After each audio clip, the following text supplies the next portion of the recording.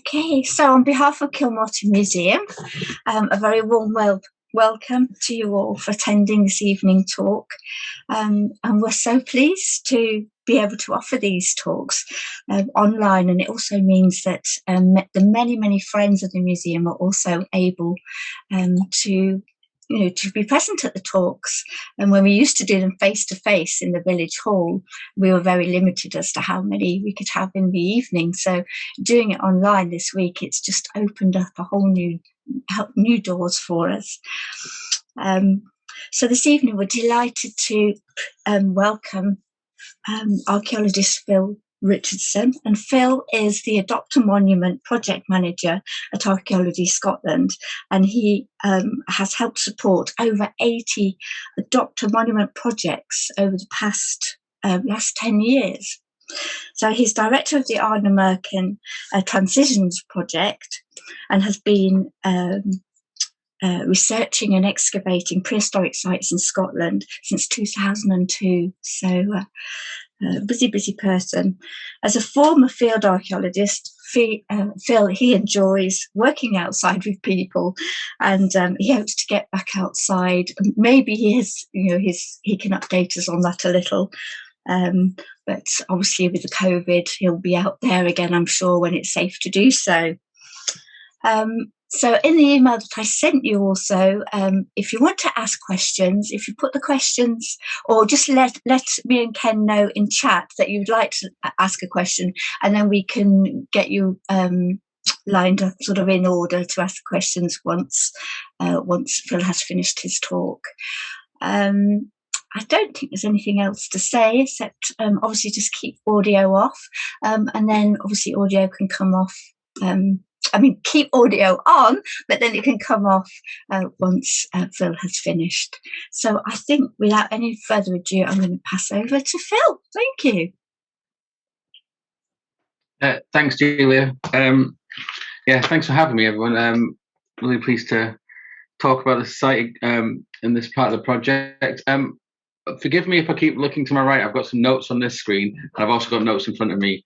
As you might have noticed from the opening slide there, facts are a weakness, just like commas are on there, but there you go. Punctuation is not my strong point either, so bear with me sometimes if I'm looking over there.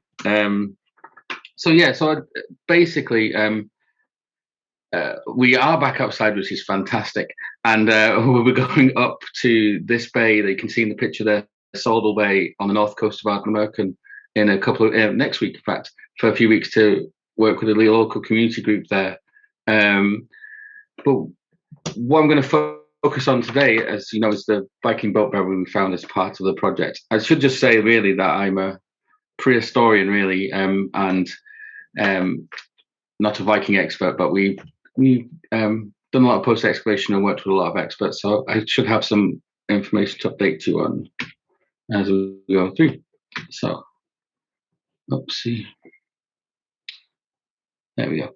So just to give you a little bit of framing, really, this was the results of the excavation on display at the British Museum a few years ago. It was part of the Viking expedition that they held there, and it just shows the finds as they were recorded and found during the excavation. So I'm going to go through all of those, but you can kind of see how they're laid out, and you're going to get an impression of the size of the boat, and just the general shape and the way it's built. All the small dots are iron rivets, and then you can see the various objects throughout. But just to very start at the beginning, all this was part of the Ardnamurchan Transitions Project, which is a project that's been running since 2006, focused in Saldal Bay and Ardnamurchan. Three directors, myself, Oliver Harris from Leicester University, and Hannah Cobb from Manchester University. And we started it really to look at the Mesolithic, Neolithic transitions. It was about early prehistory and how we could read the social transitions for people and places and all that kind of stuff. But we expanded that over the years because it turns out that, for example, I'll go through this in a little bit more detail later on, but the way the the bay is shaped, the archaeology within the bay, in a lot of ways, the periods all run through the chambered cairn, the earliest cairn from the Neolithic.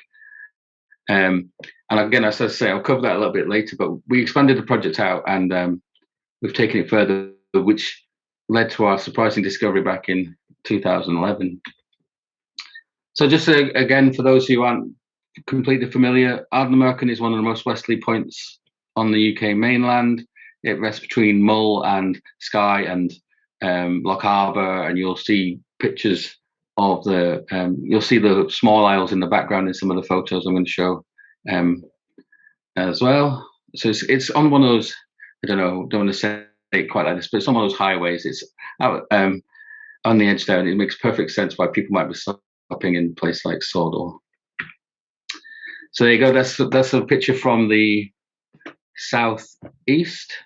The house in the hang on, I've got a point over there. The house in the let me find it. Sorry, one moment.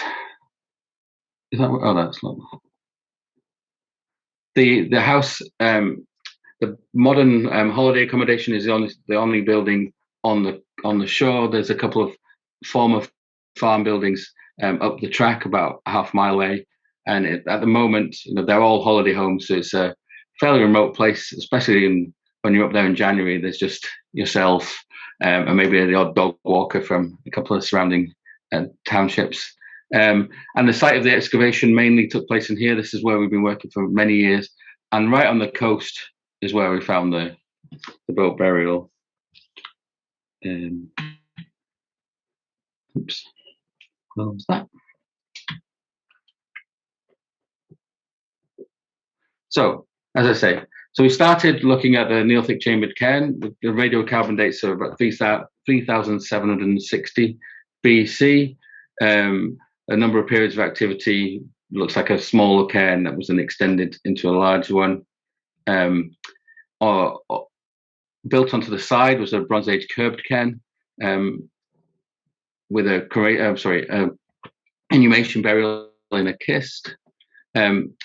Just to the east, there's a almost contemporary cremation burial. I think the difference in radiocarbon dates is minuscule, but that is set amongst a series of pits that have objects that might be related to the everyday, but who knows what the difference between. There's no structure so far for housing or anything like that. We've excavated an Iron Age done, although the Iron Age structure up there seems to be much more ephemeral. Maybe seasonal task-based activity took place out in the west of the township. I should say that all of these sites are in the former township of Sawdall, and we bracketed our project area by the former head dikes of the settlement. And then, as I say, so on the coast is where we came across the Viking boat burial. We moved into the future or the past. We excavated. So Sawdall's made up of 3 townships: Sawdall Hule, Sawdall Corrack, and Sawdall Moor.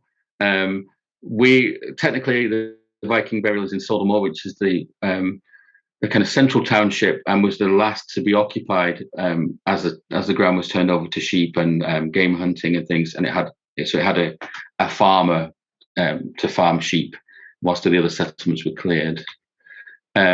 And we excavated the second settlement over at Sawdall Hule. The difference between the two, Sawdall Corrack, the structures there are 2 periods. So it looks like and talking to local people, the township at Sawdall Corrack, people were removed. It was cleared, and the houses were demolished. But things like the hearthstones were taken, and a couple of local stories from people born in Ardnamurchan say that the families carried their roofs from Sawdall Corrack to Portuick on the very western tip of Ardnamurchan for their new houses, but had to leave the stone of the houses behind, obviously, and then the estate at the time destroyed the houses. At Sawdall Hule, there's only the single sequence of occupation, and we're not sure if the occupation still extended up until the point of clearance, but effectively they were empty around the same time. Which leads us to this. So one of the things I've discovered in myself and my colleague Ollie at Leicester University have discovered, I think, over the last 10 years or more, is that we're not very good at spotting clearance cairns. So we had a number of clearance cairns that people had surveyed amongst the team, and the local volunteers had noted a number of piles of stone, and they were all labelled as clearance cairn in the first instance, as we were just learning the landscape, learning what was there. And we've since excavated 3 of those.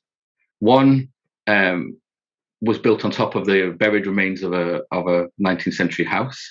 One was built up on top of a buried quartz quarry.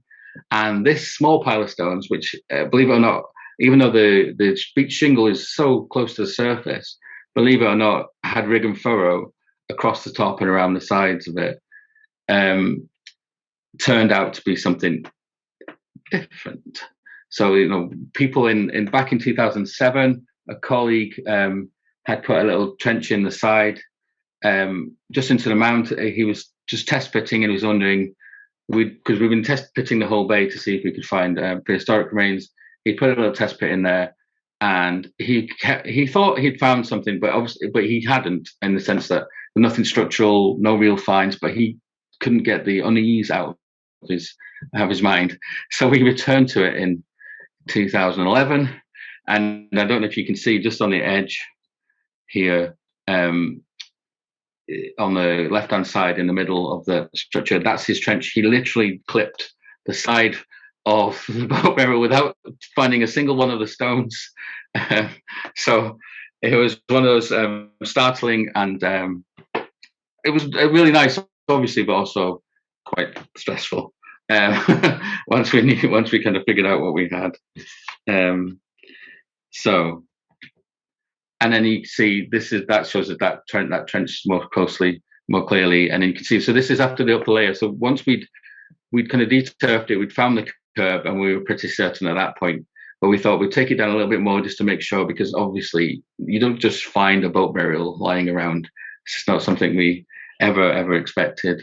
And at this point, we started to find some of the boat rivets around the edges.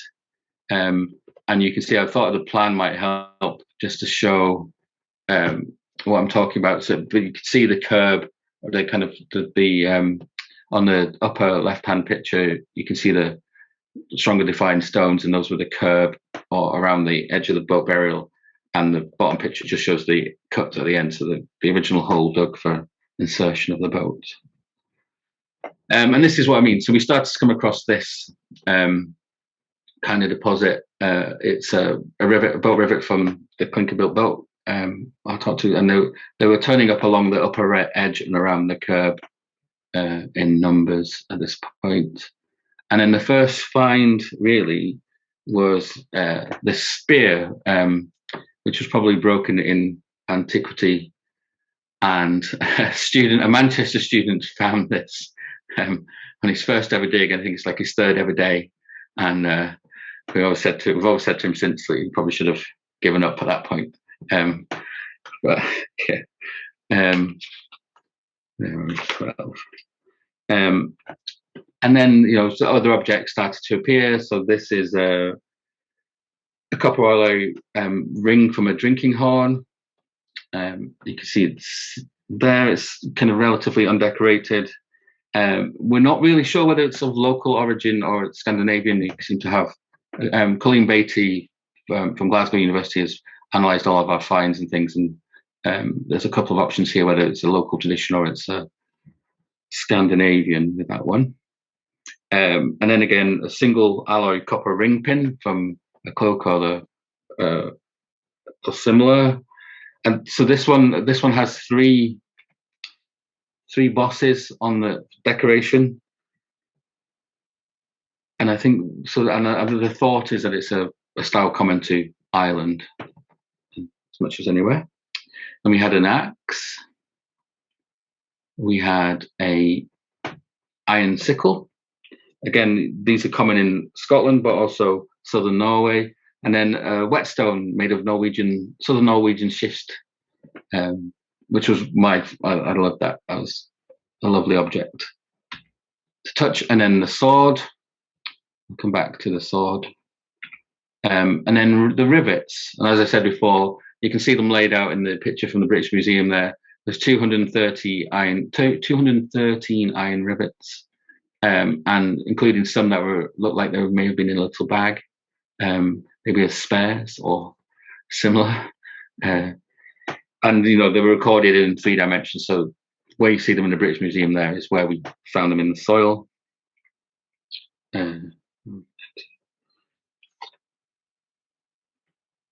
So yeah, and I think what's worth saying here, I guess, is that it's a relatively small boat. It's 5 meters long, 1.7 meters wide.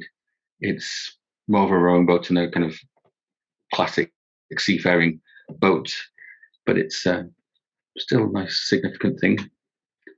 There was a shield with a shield boss.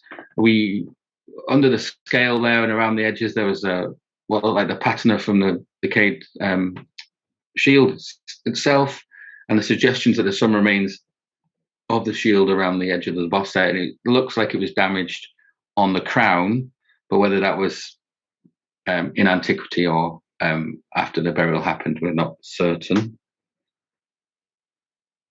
I want to know, the strangest things I'd come across at that point in my career was this kind of, it's a bowl, it's a cauldron. This, what you see there is the pan with the hammer and tongs highlighted in the top corner there, were within it. And it had a handle that was 3 feet long. So these were connected at some point in the past. When we found it, the top of the handle looked like it worn away or similar. It was not connected in the ground, but there's examples from Scandinavia for these things, but I think the closest parallel is Kilmartin Bay on Colonsay.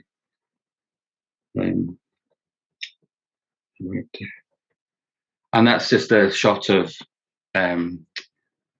Ollie taking a picture of the excavated feature, and it's quite nice. So what it absolutely looks like is you have the boat was quite tightly fitted into the hole. There was not much edge where the rivets were and where the stones were. There was not a huge amount of gap between them and the edge.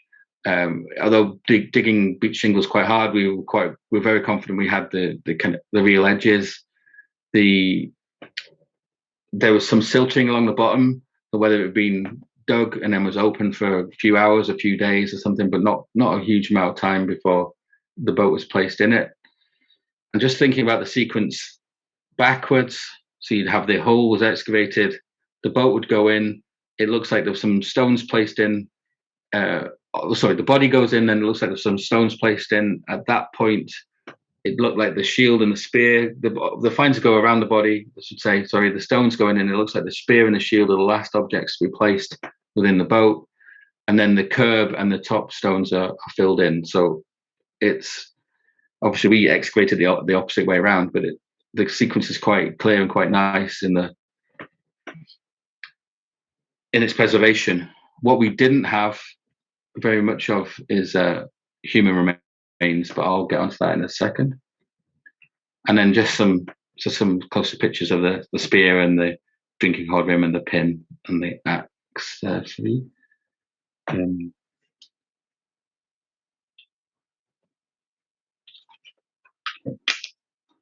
So, and the sword. So you can see from the sword, from the X-ray, the X-ray at the bottom there is showing breaks. Some of those breaks may have been in antiquity before the sword was placed, but we think they all happened post-deposition, so after the burial had taken place. You can see in the top left-hand corner there, picture in the top left-hand corner, some tantalizing elements of decoration, and that's my colleagues excavating the sword. From the X-ray though, the tip, it looks like the tip may have been broken before deposition, and there are other parallels in Sutherland where that might be true too. So maybe the kind of death of the sword as well as death of the person. Who knows, that kind of idea. But I think there's still another scan that we're hoping to do with the sword, I think. And so for the human remains, So all we found were the two teeth, which, given that there are uncremated human bones from the chambered cairn, which is it's between 60 and 100 meters away, depending on which burial you want to choose as your reference, where bone survives, was perhaps a little bit disappointing, but it shows the differences on beaches, I guess, amongst dunes of preservation of bone.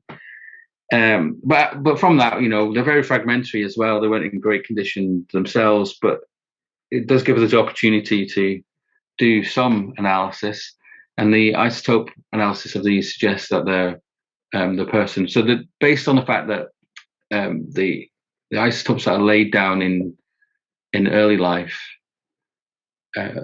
is all we can judge from, because we don't have the human bones, it suggests that the person was born somewhere else. They're not local.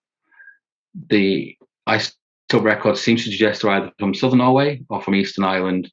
And there's some possibilities in Denmark and places, but those seem to be the strongest candidates. The collection of grave goods together with the isotope seems to suggest that southern Norway may be the person's origin. And as I've already said, we have links between the different artifacts in terms of, stylistically from Ireland and from Norway and that kind of thing, but then also local connections, maybe through the sickle or through the cauldron, and through there was some brass tempered pottery, some very small fragments in very bad state, but potentially Hebridean style pottery. And yeah, so as I said, looking at the sword here, that's it in situ in excavation. And as I said, there was some from the various bits of conservation work that Peter Greaves and others have undertaken over the last few years. You can see some lovely decoration. So what we seem to have, or what we do have, I should say, what we do have is a sword with an intact hilt and guard, decorated with silver and copper alloy bands, wrapped around a bronze core. And the subdivisions of that decoration were created by twisted silver wire. The pommel has 5 lobes as part of the decoration on the upper guard, and the feeling is it's a Peterson Type P with elements of K and O type sword, which would place it around the 10th century AD. So early 10th century AD, possibly late 9th century AD. There's some organic material between the guards. I suppose that would where the grip is. Then we're not quite sure what that is yet. But it's apparently striking because it has quite a squared edge. And as I said before, with the tip missing, it does have parallels elsewhere in the country. But what we did also found were that there were textiles around the sword. There were signs of a scabbard made of wool and leather. And I can show you some of the mineralized organics on the sword there. But more than that, it looks like the sword was not only in its scabbard, it was also wrapped in other material.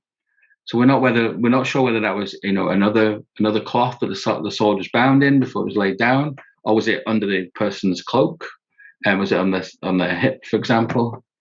So there's some intriguing questions to answer around exactly how that fits in to the story. But it's really interesting level of preservation, especially considering the way other materials have not survived.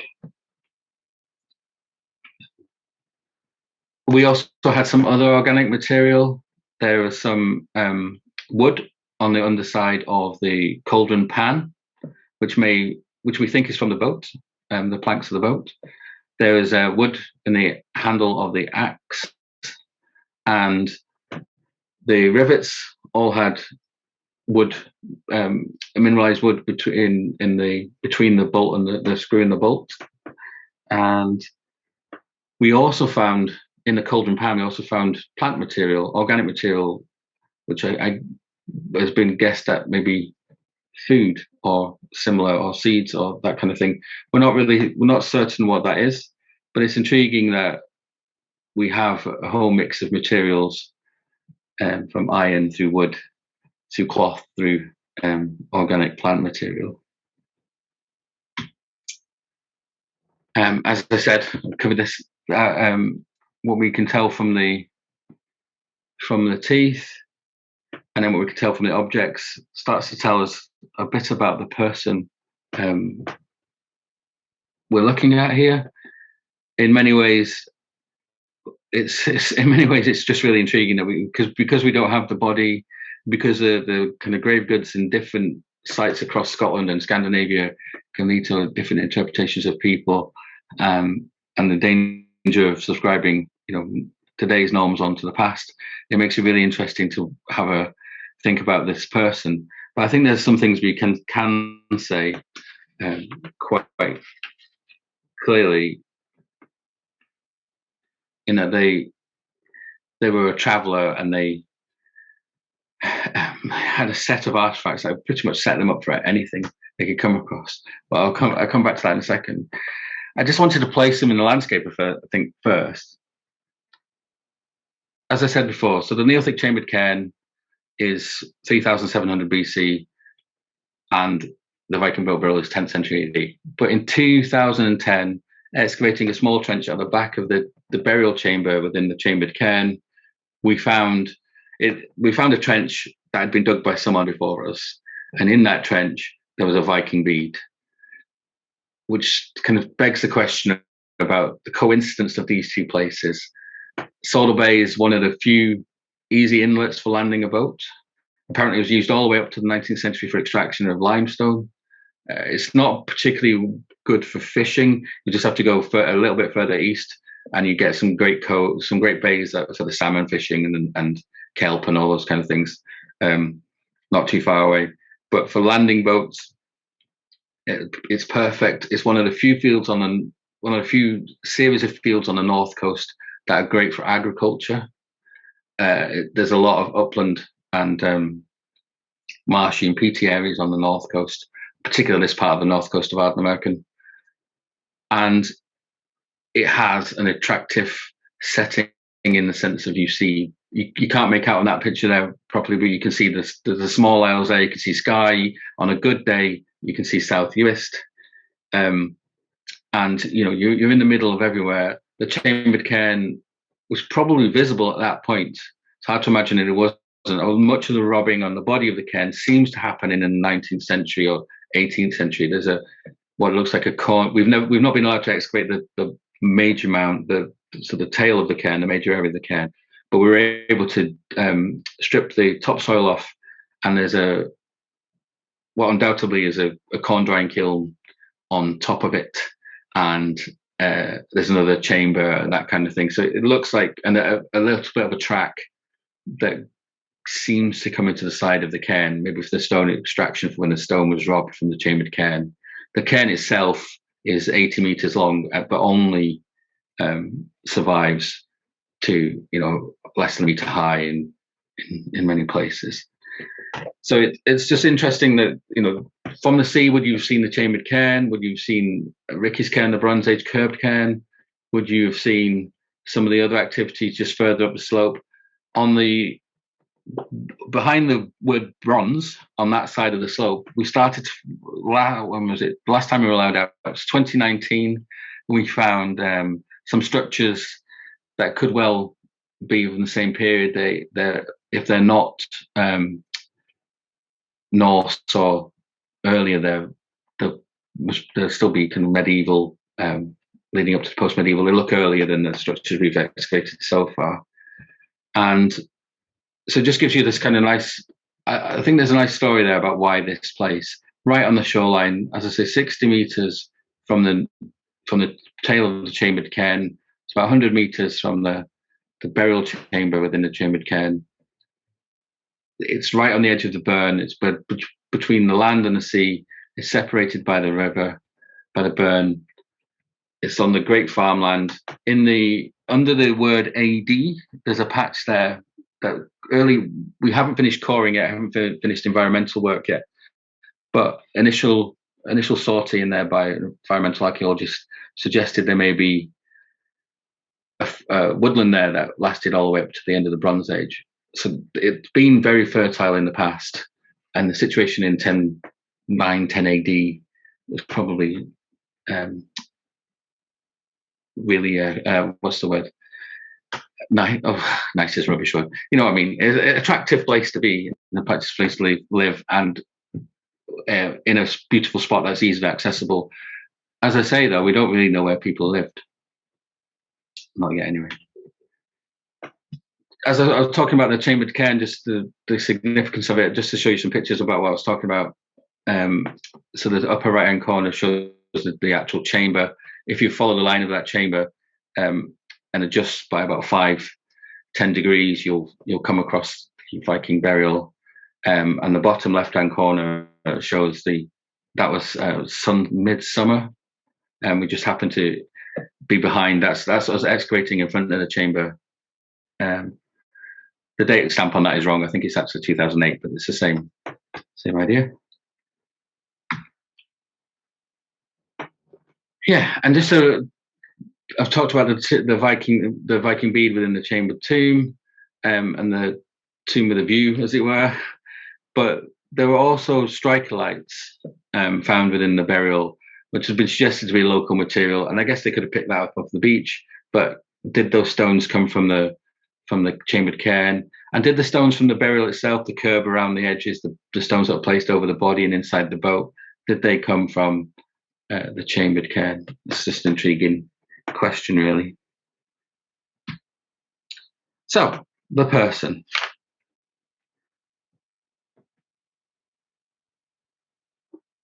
I think it's quite easy for us to go by the artistic depictions of what a Viking is. There's lots of TV shows that lead you down that way, and it may very well be true. But as you can see from the reconstruction one of the students did at the time of the excavation, I think the picture itself is a little bit more complex in the fact that, what do we know about that person? As I said before, the person's a traveller, and they come with a series of kit. They have a whetstone, they have a bag of rivets, they have a hammer and tongs. So can they fix things? Are they craftspeople? They have a sickle. They have a cauldron and a pan with material in it. Is that for farming? Is that everyday life? Is that just a food offering, or does it represent something much more mundane? Is that literally the everyday? They had clothing, obviously, organic material, wool, leather. The boat was clinker built with rivets, and as I said before, as I just said, they had a bag of spare rivets for repair. So they were prepared for a journey, even though this was their last. And then, of course, there was the weapons. There was a spear broken in antiquity. There was the shield and the shield boss. There was the sword, probably with a missing tip. There was the axe as well. But again, was the axe about woodwork? So there's a lot of questions. In many of the burials you see around the world, or the Scandinavian world and Scotland, Ireland, places there, see sometimes maybe led in one direction. Some have more weapons, some have jewelry, etc. But we have a quite nicely set out piece of kit that will get you through most situations, I imagine, in the 10th century AD.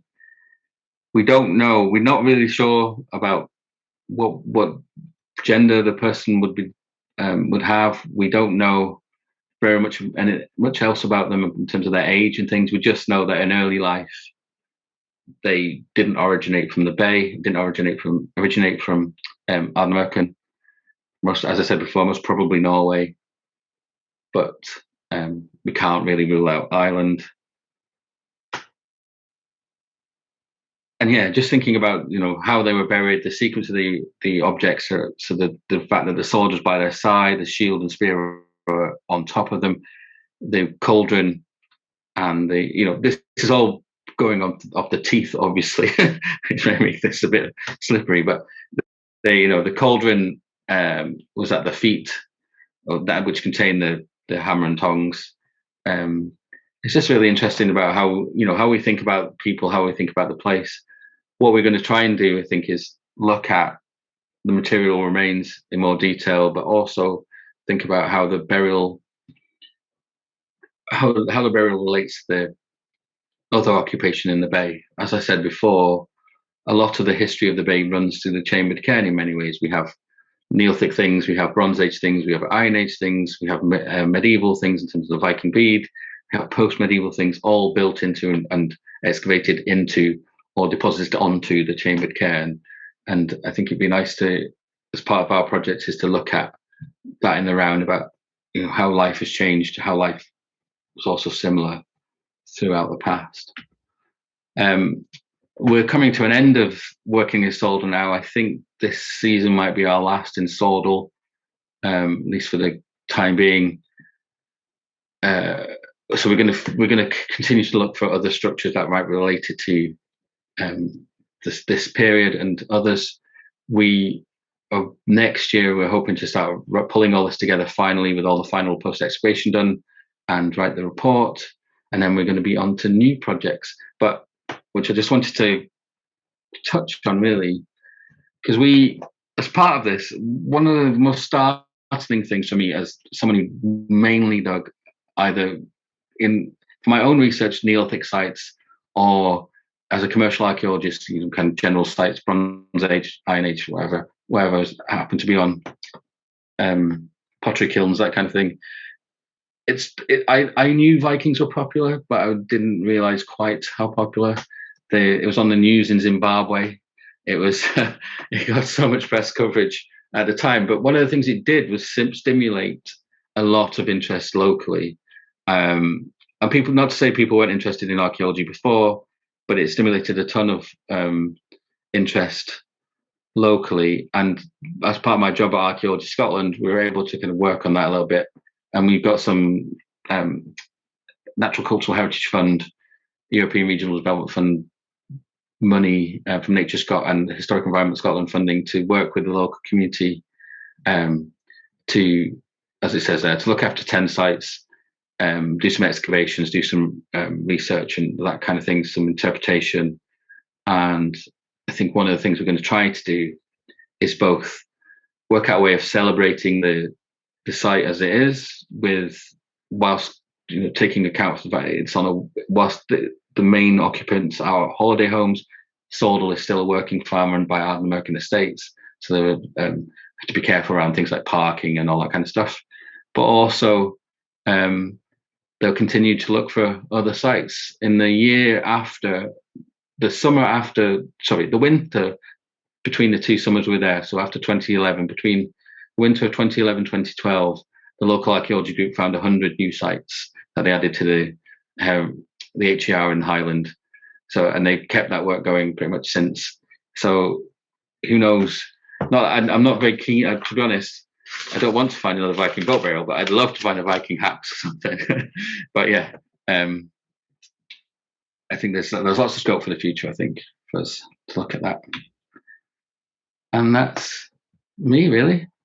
Thank you.